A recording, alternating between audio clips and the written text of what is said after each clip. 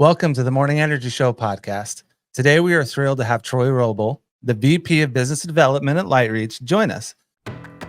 Welcome to the Morning Energy Show, where we highlight the solar industry's most influential figures and businesses. Today, we're excited to have Troy Roble, VP of Business Development at LightReach. Troy will delve into the details of the LightReach PPA, address recent news, and share his perspective on current trends in solar innovation. Guiding us through this conversation is a seasoned expert celebrated for his in-depth interviews and extensive knowledge of the solar industry. Introducing Jay Kess.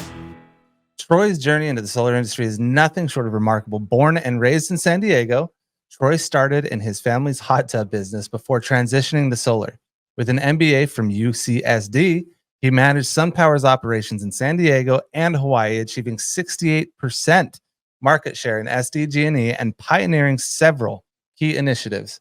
Troy's career spans working with top companies, launching innovative programs like SunPower Direct, and playing a pivotal role in the solar industry's growth. At LightReach, Troy brings his extensive experience to offer homeowners flexible solar energy solutions through lease and PPA financing options, helping them save on energy costs from day one. Troy, thank you so much for joining us.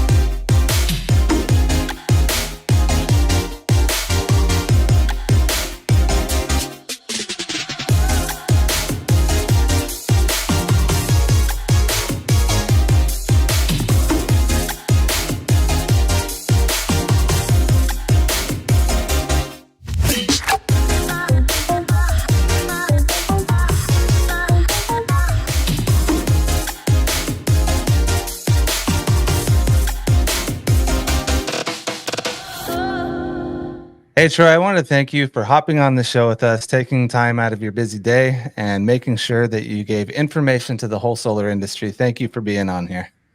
Thanks, Jake. It's an honor to be on your show.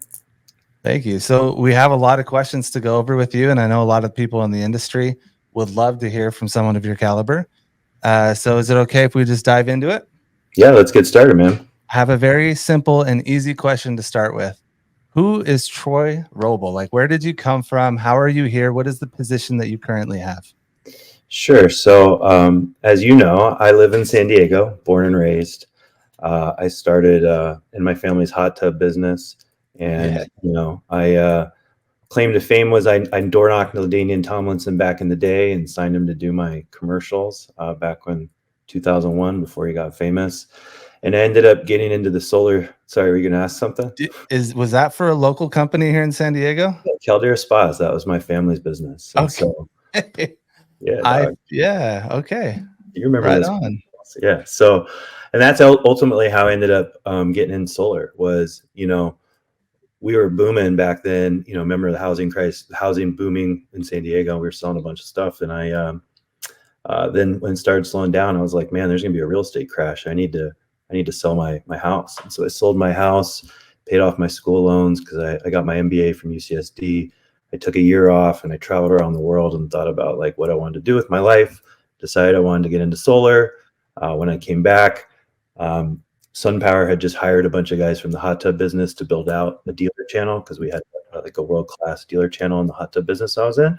And so there used to be a group of us at SunPower that was called the Hot Tub Mafia. And so started my career at SunPower.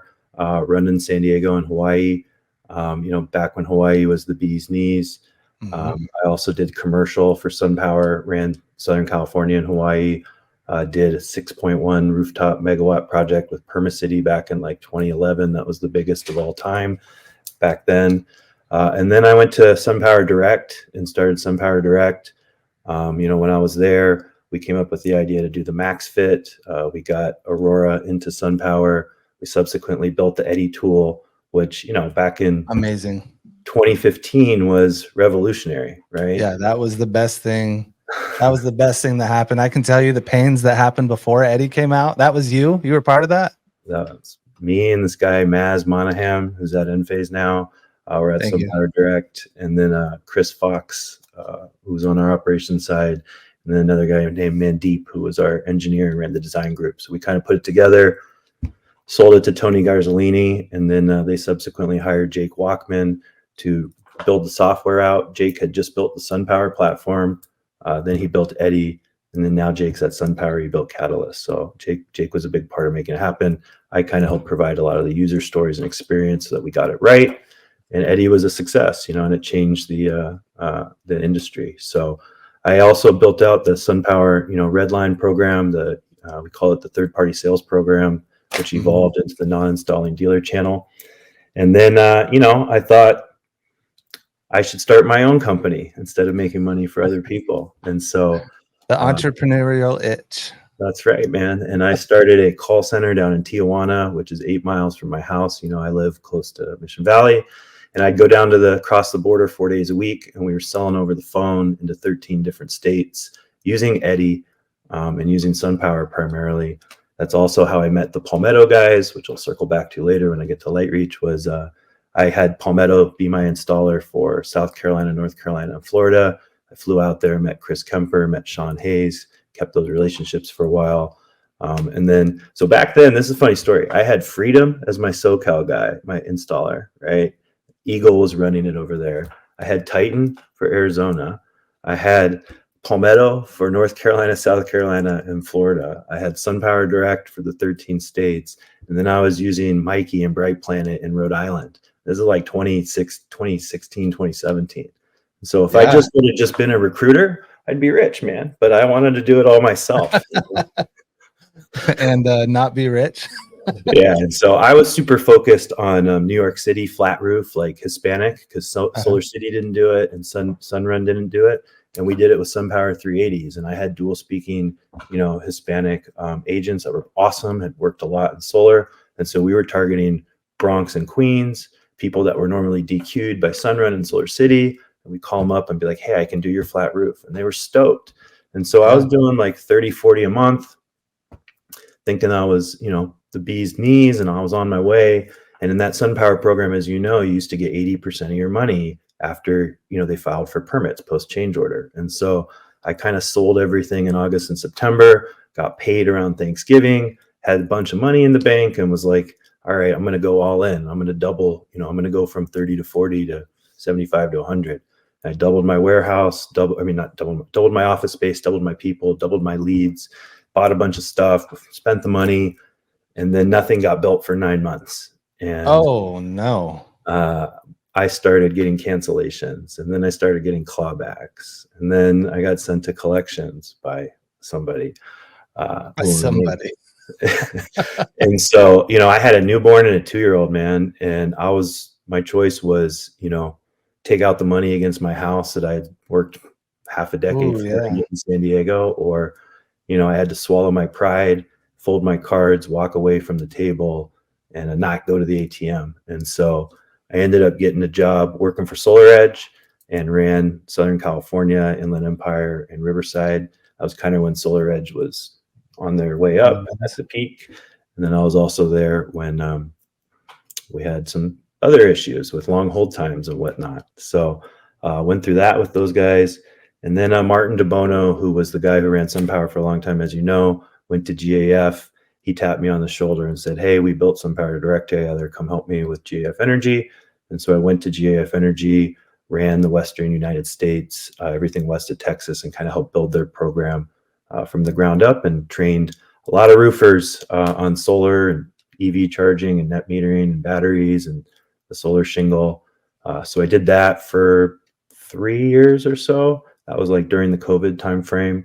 And then I went to Tygo to run national accounts, chasing the IPO dream, and back when all the stocks were high, thinking I'd get rich quick. And that didn't exactly work out, but that allowed me to circle back to the Palmetto people. I had always maintained my relationship with Sean Hayes. I was calling on him to try to get him to buy some Tygo product for me. He started telling me about LightReach, started telling me about the team that was involved with it. I saw that the market was shifting towards TPO, I thought, for the future. And I made it a point to get the position that I have. So my title is VP of Business Development. So I'm in charge of onboarding new dealers, managing the channel. I deal with front end sales, account creation, all the way to getting the jobs to PTO, customer complaints in between. Setting up onboarding guidelines and procedures. Wow. I've been building on a channel program, and so my kind of thing has been, this is like, I guess, the third startup within a company that I did. I did SunPower Direct, I did GAF Energy, and now I'm doing LightReach. So, but not before working at SolarEdge. With all these relationships that you have with all of these executives at these companies, I mean, early in the day, you were working with Palmetto, BPS, Mikey Hines. Like you were doing all of that with all these relationships. You mentioned before we got on here that you have done LightReach with no marketing.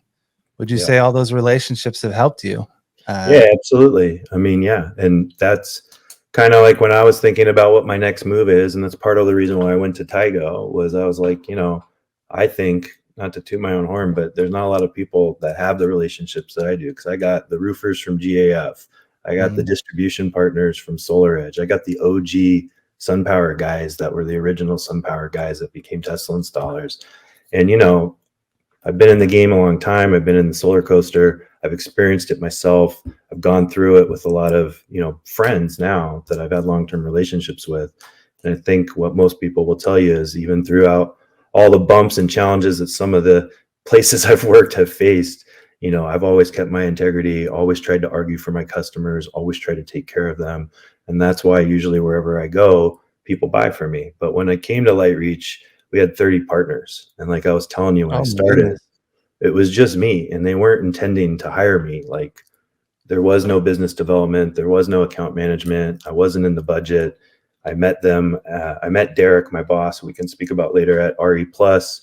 He kind of said, hey, you're not in the budget for 2023, but we'll bring you on and you're going to, have to wear multiple hats. And so, I was going 6 a.m. to 6 p.m.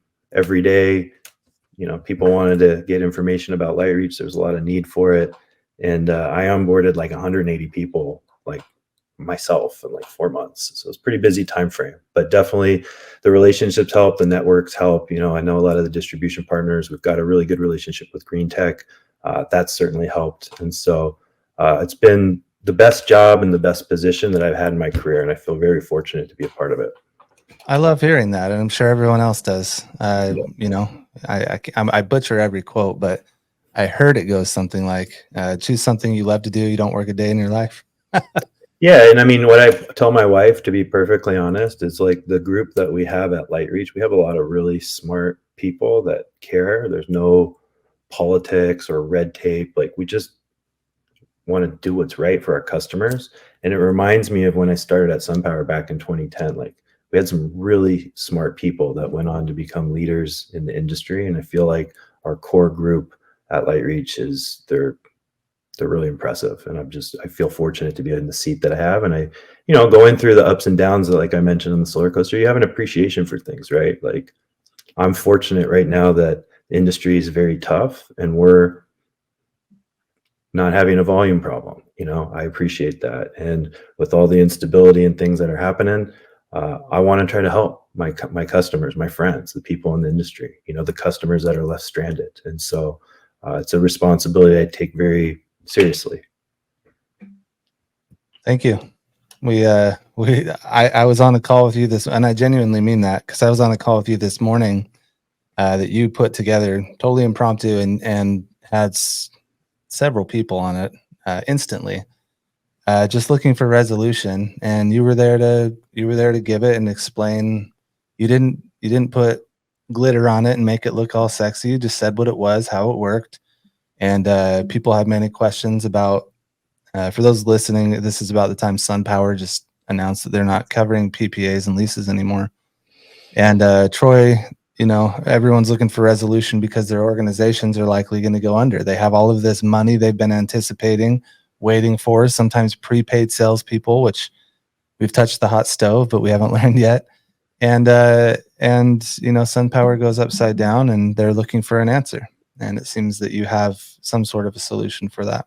Well, yeah, and in that situation, particularly, be given my back, like I know some of these people, like 15 years, Yeah. it was a big part of my life, and it brings me no pleasure to see any of these guys or SunPower themselves go through this trouble. It's not good for our industry. And I think, what we've all learned, hopefully, and I've heard you speak to this before too, it's like, look, man, we're not in competition with each other. We need to pull together and rally our resources and try to help each other and get through this. We're maturing as an industry right now, and there's going to be some bumps and challenges, but like, let's focus on the positive. Let's try to help each other out and lift each other up, not tear each other down all the time. 100%. Yeah, so I do have some intense questions for you before we dive into that. Why are companies switching over to LightReach? Like, what sets you apart in this industry so much that people would want to leave the products they're selling currently and going to work with you? Yeah, I mean, our only kind of cheesy little tagline that we say is we're built by EPCs for EPCs, and I think that resonates with a lot of contractors. Sean Hayes, who's our general manager, was my friend at Palmetto. He's employee number 3. He was VP of Ops at Palmetto for a long time, so managing 27 states and crews and trying to deal with financiers and credit limits and all this stuff. And so he's really intentionally tried to design out a lot of pain points that exist with other finance products. And we try to be contractor forward and contractor friendly. And what we try to do is listen to our partners and deliver solutions that they want. And it's sad to say, but it's such a low bar, man. Most companies in the industry tell their contractors how they need to behave, and they're very rigid and very, this is how we do it, and you're wrong and I'm right, and we're smarter than you. And we want to take the opposite approach, and I think that contractors appreciate that. We have a very simplified process for sales reps to conduct a sale in the home. Reps really like that. We have very robust support systems to provide reps real-time support when they're in the home. We respond generally in under a minute to help reps. And so we're always trying to focus on how can we be a better partner? What can we do and what can we build for our partners that they're asking for? And I think that's the ethos that Derek, who's our CEO, has put into the entire organization. And that's, something I think is our real strength that makes us LightReach. Hey, are you ready to elevate your brand in the solar industry? Join us at SolarCon, the largest residential solar conference. Take advantage of discounted sponsorships and showcase your brand to thousands of industry professionals. Plus, get discounted tickets to attend and network with the brightest minds in the solar industry. Do not miss the opportunity to be part of the premier event in solar. Visit attendsolarcon.com to secure your spot today. You mentioned briefly, that sales reps could have questions answered. Let me start that over. You said that sales reps could have their questions answered within a minute or so. That's about the average. And I know the answer to this, but I want to ask you on here for everyone else to hear. Is that AI that is responding that quickly? No, it's definitely not AI. So we have a chat and support team. They're on our knowledge base, they're on our portal. It's a little blue button in the bottom right-hand corner. There's also a phone number that you can text if you want to save them in the phone. And so I get questions from people all the time, just like you just asked, Jake. If it's AI, it's not AI. Those are solar people. They sit in Charlotte. Most of them came from Palmetto Energy. And so they had a background in, change orders or filing stuff with other finance providers. So they get it. They're not going to waste your time.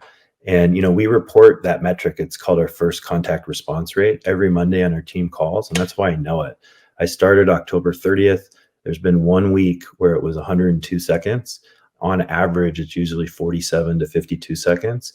And so I refer to that group as the magic of LightReach because, I've worked at other places where people have waited for 3.5 hours. I've worked at other places where there's a language barrier sometimes to trying to get with customer support and reps get frustrated. And our team is very efficient. And what we've done is tried to connect our underwriting team with reps in the home so that if you run into an issue, if you need some help, you can get all that stuff done while you're at the home. And there's no reason why a rep who's selling LightReach can't get a fully signed deal, execute a deal, get NTP in the home and hand that off to design and permitting, and go to operations and move on to the next sale. And I think that's what's really unique with what we're doing. And a lot of the sales reps have really appreciated that. Yeah, that does sound nice. So going along with efficiency, I also heard on this call that you don't have a proprietary design software, right? And you would think that that would create efficiencies within an organization that is selling TPO products, but it seems that you're proud that you don't have one proprietary software, and you appreciate the idea that people can use any software that they want. What are your thoughts on that? You know, we again want to try to meet contractors where they're at.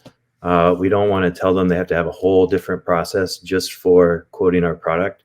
You know, we believe if a homeowner or if a sales rep needs to create a homeowner in a design software, they should be able to quote them cash or loan or TPO. You do it once, right?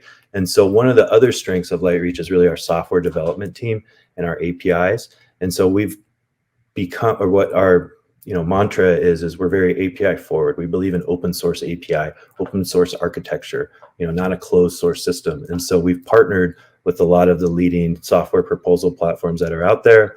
We have full integration with Solo, full integration with Enterflow, full integration with Subcontractor Hub. We're working on integration with Aurora and Open Solar, which will be coming shortly. If a homeowner a sales rep doesn't want the full integration and they use Solar Graph or Aeralytics or Eagle View, you can use those. You just got to use our soiling and loss standards. And, to be perfectly honest, Jake, when I first came over here and I heard that that's what they were doing, I was kind of like, how are you going to trust somebody else with production that you're on the hook for? Right. Yeah. As an installer, I would say, what are the ramifications of me using this, and when are you going to put it back on me that I have to hit that production guarantee? When am I going to get hit? So our installers are on the hook for 10 years of workmanship and roof penetrations. Once they get to PTO, it's all on us. And so, but getting back to the design, we have a very, very robust partnership with all of those leading platforms, and we vet them. And we have an article on the knowledge base for every platform as to what the losses and settings need to be. So we make sure nobody's cooking the books. I'm on our asset management group, where I actually have a dashboard that I can pull up and look at any installer and see what modules, what inverter they were using, what the design software they're using, and how that system is performing. I can do day over day, month to month, year over year.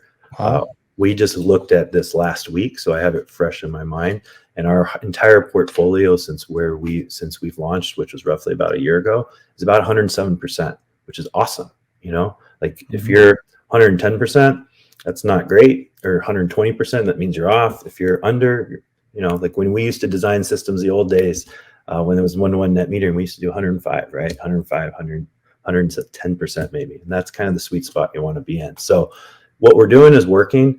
We have really strong partnerships with all those leading platforms. We're constantly iterating, looking at how we improve, looking for, outliers of how can we prevent this from happening. But overall, the fund is performing really well. Well, that's great. Sounds like you have all of your ducks in a row. It must be because of the leadership team. You introduced yourself. Can you tell us a little bit about who the leadership team is? Thanks for asking. I think that's a really important piece. And it's a big reason why I came here. And so I mentioned that Sean Hayes is our general manager. He was employee number 3 at Palmetto, ran operations. He was my contact. So he told me about the leadership team. And so our CEO is a guy named Derek Heckendorn.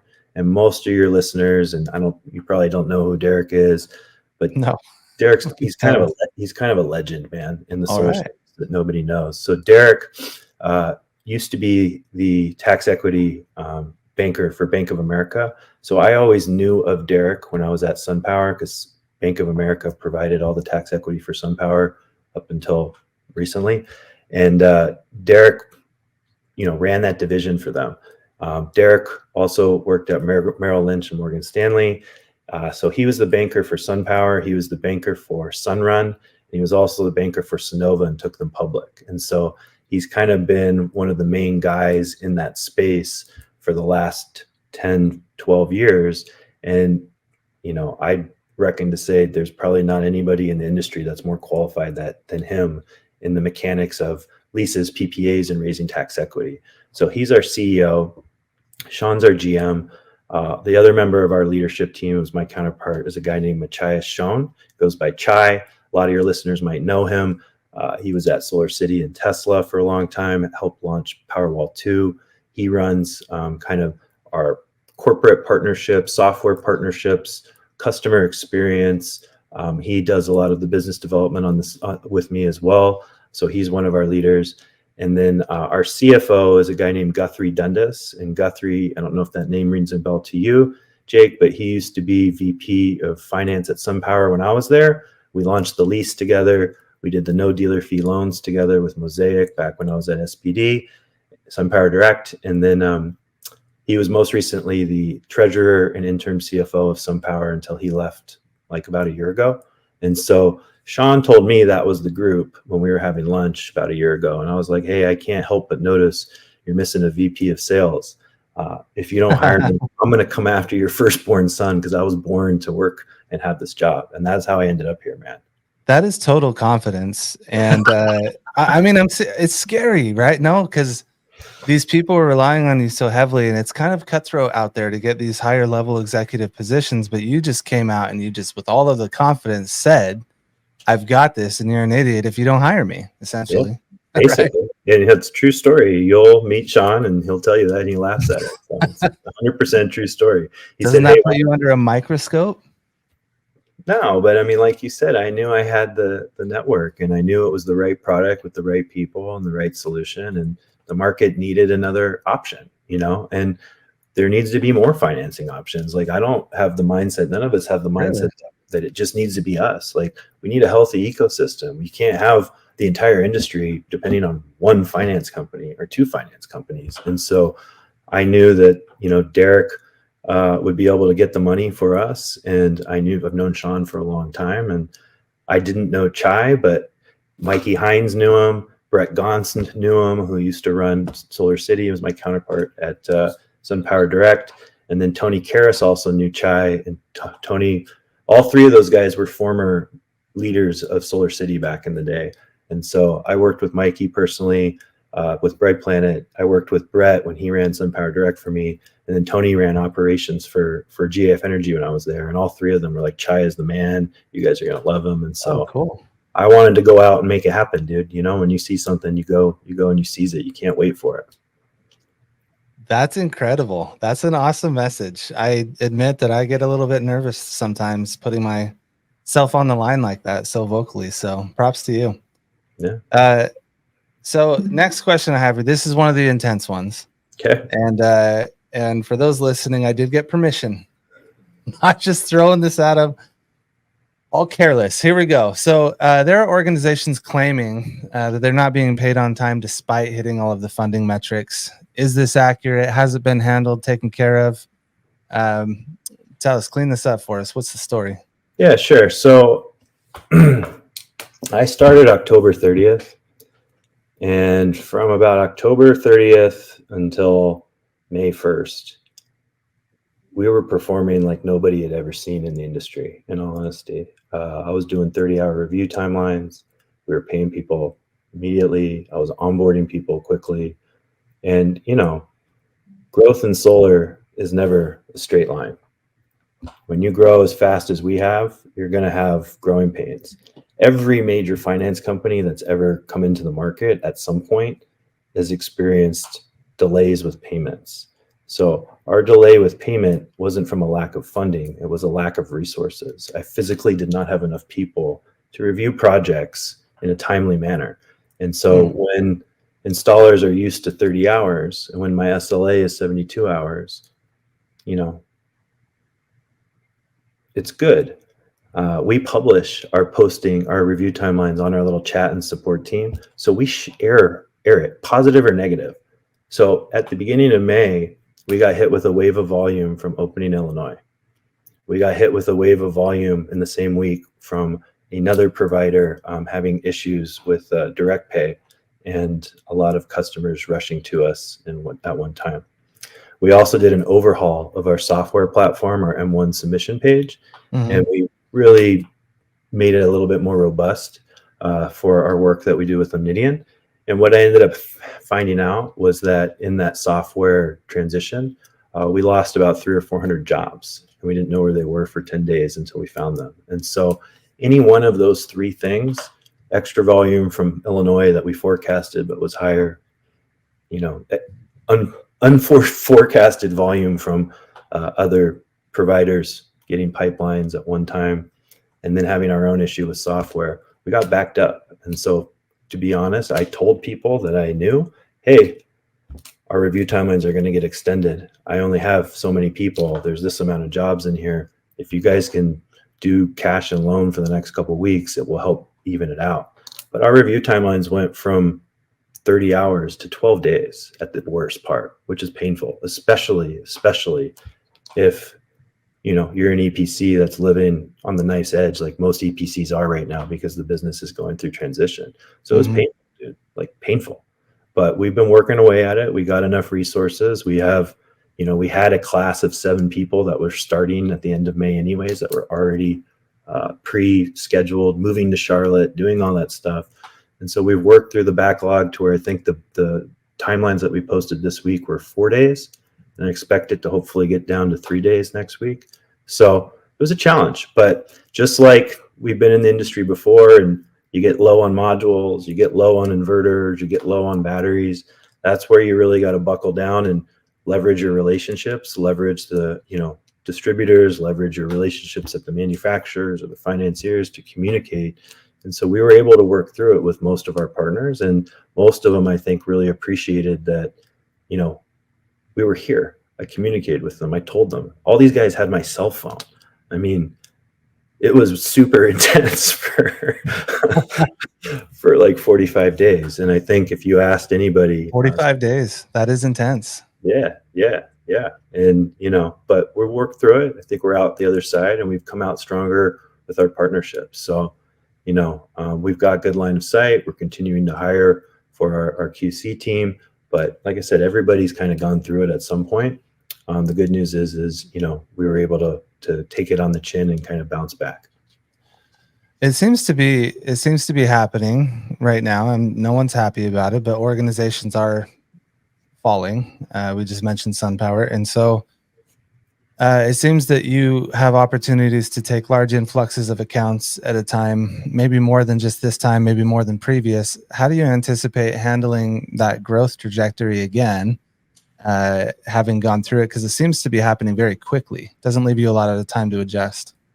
Yeah, it's a great point. I had a meeting on that at 1:30 Pacific today, about 5 hours ago. And so, what I'm not going to do is take on too much volume or pipelines or, partners at one time to impact our existing channel partners. We just got through a challenging period. Mm-hmm. Oh no, not doing that again. No. So that's the challenge that I have, honestly, though, is how do we balance helping some affected EPCs that are good EPCs and people that I know and have relationships with versus, taking care of our existing partners who helped get us here. Right. And so literally what I've been doing this afternoon is talking with some of these guys saying, look, I need forecasts, and I need to know stages, and I need to know, where, what the forecast looks like for the next 6 months, because we're going to make sure that we marry that with our resources, and we're not going to, get,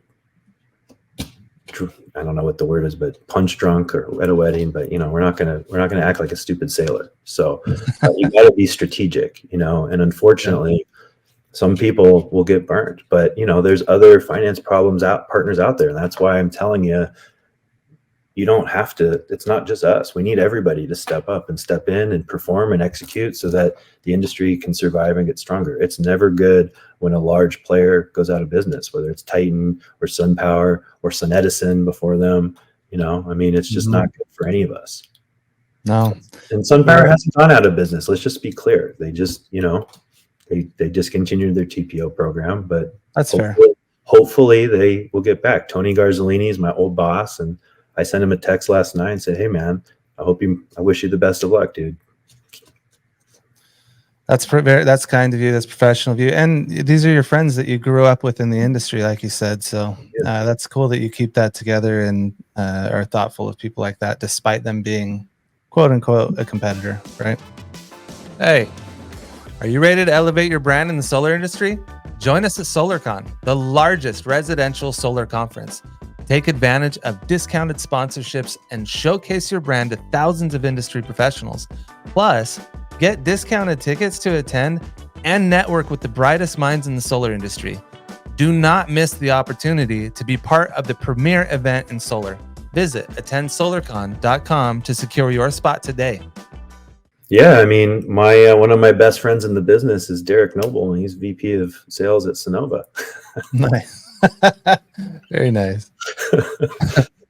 I guess when you grow up in an industry together, when you're one of the first ones, then it makes sense that you're at the top as long as you stick with it. Would you give that same advice to people that are going through what they're going through now?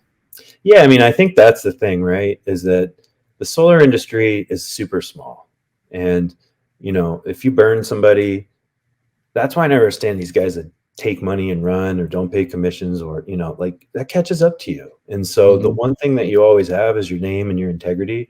And people will fail. I failed. I started my own my own sales org. I failed. I lost money. I had 68% market share in San Diego when I started at SDG&E for SunPower, and I thought my shit doesn't stink. Sorry, I don't know if I'm supposed to say that. I started loud. And I failed, man.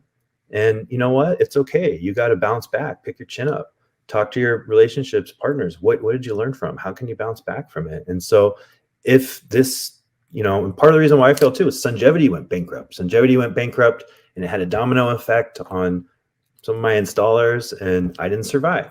It's not the end of the world. The most important thing is that you keep your house, you keep your family, and you keep your wellness. We can always make more money. That's the nice thing about solar. It's a great industry that is very lucrative for people that want to work hard. So if you got screwed right now, don't give up.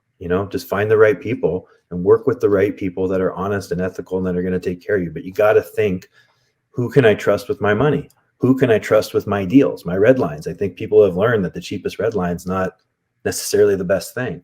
That's what I tell people about financing too. When we talk about LightReach, there's some instances where some people go into the market and they try to buy the market, and people are like, you need to match this price to get my volume. Well, that volume is not sustainable, and it should concern you if you're trusting them with your money. It's a valid point. Well, one of the things that you will probably look at when you're absorbing this type of volume is the health of the account, right? So since sales reps are the ones out there generating these accounts, you would think that that would be the original place that we would want to start to focus on for best practices. And I know organizations like SEIA, SolarCon ourselves, RSA, there's other organizations, NAPSEP, they all want certifications or are talking about certifications for the sales side of things. What are your thoughts on that? Have you heard of Recheck? Yes, very much. Yeah, so we're one of the founding members of Recheck. And so I didn't know that. Okay. Oh yeah. We've been involved with it since day one. It's been a big thing. We're super hyper focused on compliance and doing what's right for the customer. One of the things about LightReach is we put caps on what reps are allowed to sell to the homeowner, and they're dollar per watt, dollar per kilowatt hour caps, and they're never going to be higher than the avoided cost of power. We always price in about a 10 or 15% discount from the utility. And so sometimes I get feedback from XYZ company, you need to raise the cap because one of your competing finance companies will, and we need to be able to sell it $8 a watt. How come you can't do that? And our deal with our finance partners is people always have to save money. That's our number one. And so if you need that and you need to make $30,000 commissions at that price, maybe we're not the right partner for you. That's okay. We're also putting in extra protections for like homeowners that are over 70 years old, particularly ones that are over 90 years old, right? We don't want them to get taken advantage of. So we actually have like an age stipulation, similar to like a title stipulation that says, hey, if this customer is older, you need to get some sign off from other people that are involved in this state so that we don't get accused of committing fraud and signing up a 90-year-old for a 25-year lease agreement, right? We take that super serious. And so our software team right now is integrating with Recheck so we can put that into our platform, and it's going to be a core tenet of what we do. That's pretty nice. Recheck just from my perspective, I feel like I have a pretty good pulse on the industry. Maybe not quite as nice as you do, but Recheck seems to have just come out of nowhere the last couple weeks. Just here we are, loud and proud with some of the biggest names. We've been working on it. I've known about it for a while. I haven't been allowed to talk about it. Very cool. All right. So next question I have for you is it is believed that many that LightReach won't survive unless they do a capital announcement. Is this true? Like, why are people thinking that LightReach or Palmetto even is going to go out of business? And if Palmetto does LightReach, like, how does that all work? A capital announcement. You mean that we announced that we've raised capital? Right. Yes. Yeah. So I don't know, man. You've been in the business a long time. People like to start solar rumors, and that's what I'm talking about trying to lift people up. Like, I have no idea why somebody would say that. I mentioned who Derek is. I mentioned what his background is. LightReach has never done a press release. We've never done any marketing. We've never announced anything. Everything's been done by word of mouth. So we are going to do an announcement and kind of publicly exit our pilot stage at some point. There'll be lots of details around that. It will squash any questions people might have. But Derek's the most qualified person in this business to raise money and raise tax equity. I can tell you that we are raising money for back half of 2025, okay? Because we're always raising 12 months out. We're fully funded through Q2 of next year, no issues whatsoever.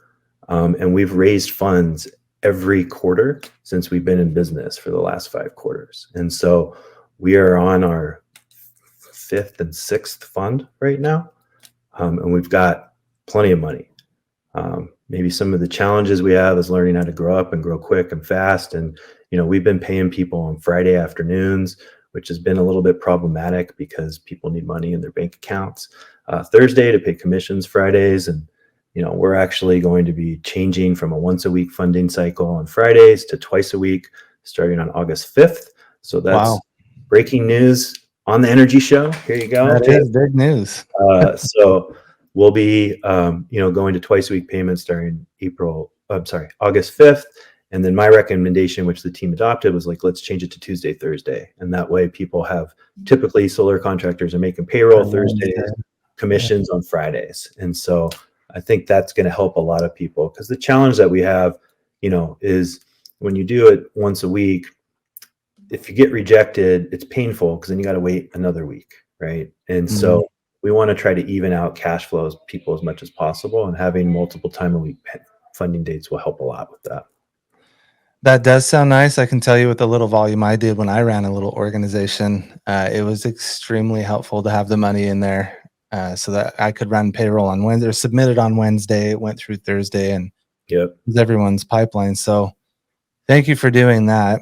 Some would argue that, you know, if you're reliant on that model or taking money that quickly, that it might be problematic later on.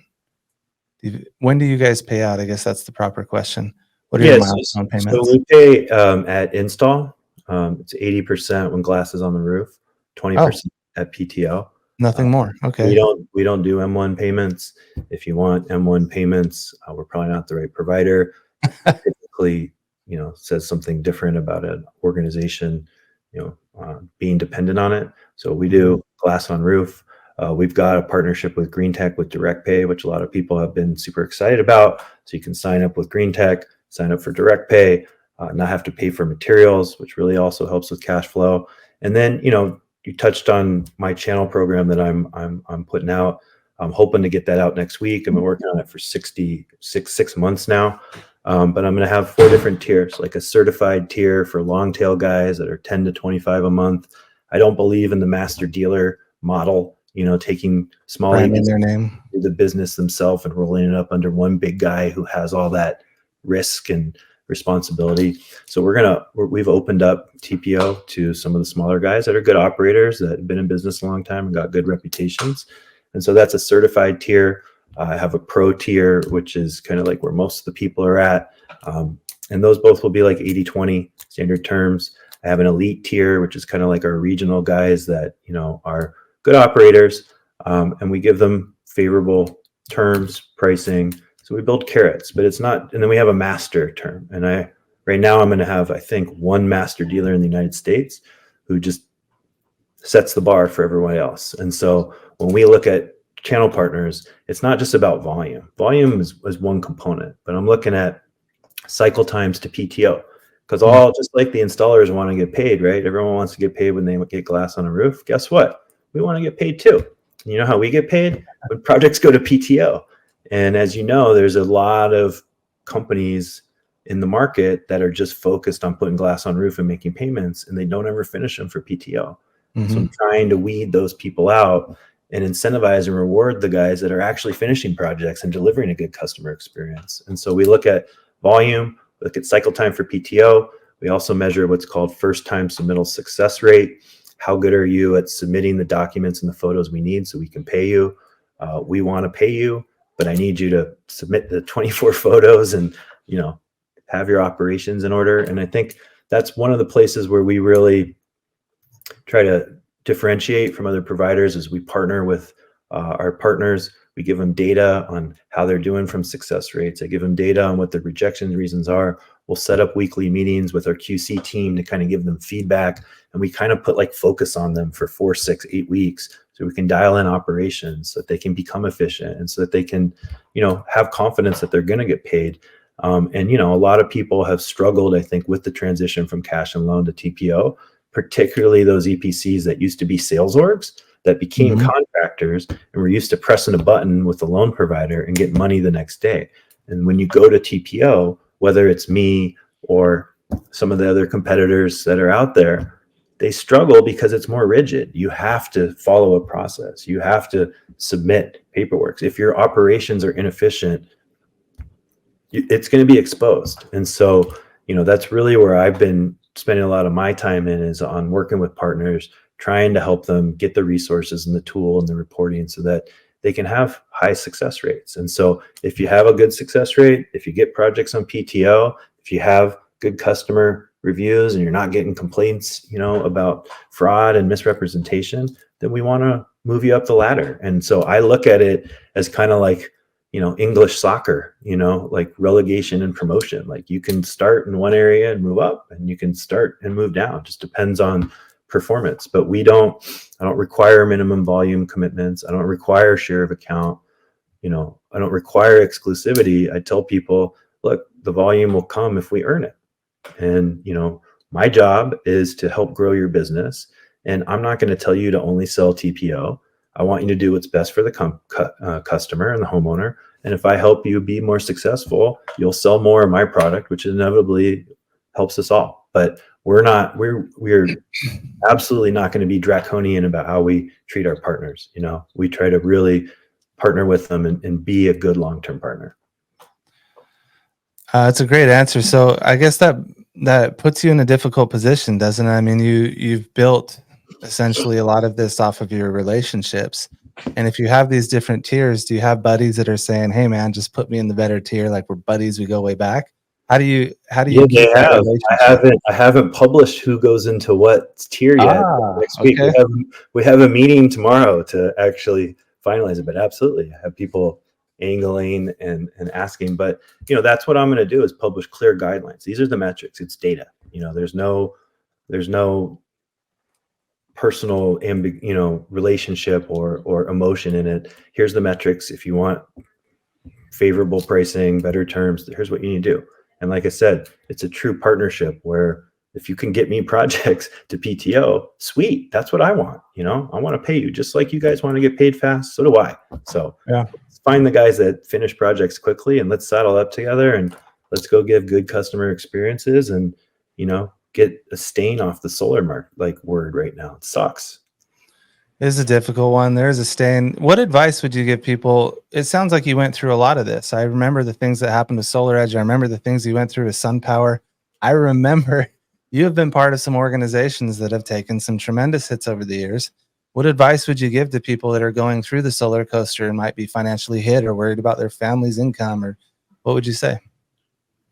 Yeah, I mean, just hang in there. And, you know, if you need some help, find some people who have been through it before and ask for help. And, you know, I think that's part of what I've done in my career is, you I managed Hawaii for a long time, and I got some deep relationships over there. And if you want to talk about contractors that have been through some shit, those Hawaiian guys have been through some shit. I mean, I worked out there for a summer. The day that I landed, they had Maui just went to 18-month interconnection review studies. Oh my goodness. And they wouldn't approve anything for 18. So if you didn't have your paperwork on perfect, you went to the back of the line, and they got rid of net metering. And so I've been fortunate to learn from guys who've been, the guys in Hawaii have been doing it since 2001, 2002. And so what people are experiencing around the country generally has happened somewhere else. And so what I try to do, like I have some people in Illinois that were asking for help. I'm like, hey, let me have you talk to XYZ contractor who's gone through this too. Here's my perspective, but why don't you talk to someone who's lived this and done this, and they can give you advice too. And so, try to find out people that can help get you solutions. I mean, that's it. You don't have to recreate the wheel. Lean on people who have been there before, and just know, like I said, if you fail, it's not personal, dude. This business chews people up and spits them out. You got to get back on, and hopefully, this is the next time's the right time, and that's what I have. One of my buddies in Maui actually last night was texting me, Matthias from Rising Sun Solar. He's one of my best friends in the business. And we were texting, and he was just like, yeah, man, it sounds great. Everything you told me about LightReach. I hope this is your ticket. You deserve it, man. You deserve it. So yeah. I'm like, so too, dude. We'll see. That's awesome that you cheer for each other. Yeah, that's man. really cool. Well, Troy, thank you for coming on here and doing this with us and allowing our audience to listen to you. I know you're extremely busy. If people do want to get a hold of you, what's the best way to do that, or to find out more information on LightReach? Yeah. So if you're interested in becoming a partner, so first of all, we only partner with EPCs. Don't do sales orgs. If you are a sales org that wants to sell LightReach, you can contact me. I can pair you up with somebody. I'm sure, Jake, everybody that I know too. So, we can help you if you're a sales org. But for all the EPCs, you can go to golightreach.com. Golightreach.com. We have a web form that you can fill out there. If you go to our knowledge base, which is help.palmetto.finance. We have our chat team that I mentioned, which is the magic of LightReach. You can go in there, talk to them. If you need anything, our knowledge base has everything you could ever want to know about LightReach. It's really robust. You can type in the search bar any questions you have it. And if you need to direct person, you can contact me directly. And either if I can't help you, I'll hook you up with somebody on my team who can help you on a regional basis answer questions. And so my email, I told you I was going to do it, but I will. But my email is Troy, TROY.ROBLE at golightreach.com. So send me an email. I'll help you get some support, get questions answered. I'm pretty good. I clear my email inbox every day. So if you shoot me an email, I'll help you get some questions answered if you need it. You're a hero just for doing that. That's difficult to do. Clearing out the emails all day. Yeah. Thank you for letting us know that. Thank you for coming on the show, Troy. It was awesome hearing from you. Our audience is going to love this. Thank you. Cool. Thanks, Jake. Hey, want to get your brand in front of a dedicated solar audience? Sponsor an episode of the Morning Energy Show podcast. Showcase your brand with curated and produced video stories reaching an ever-growing solar community. This is your chance to highlight your brand to the industry leaders and solar enthusiasts alike. Head over to themorningenergyshow.com now to sponsor your episode. Thanks so much for listening. Please make sure you subscribe to receive notifications when new episodes are published. Also, like our episode and leave a comment or review, please. On behalf of Troy and the LightReach team, thank you for listening to the Morning Show podcast. We'll see you next time.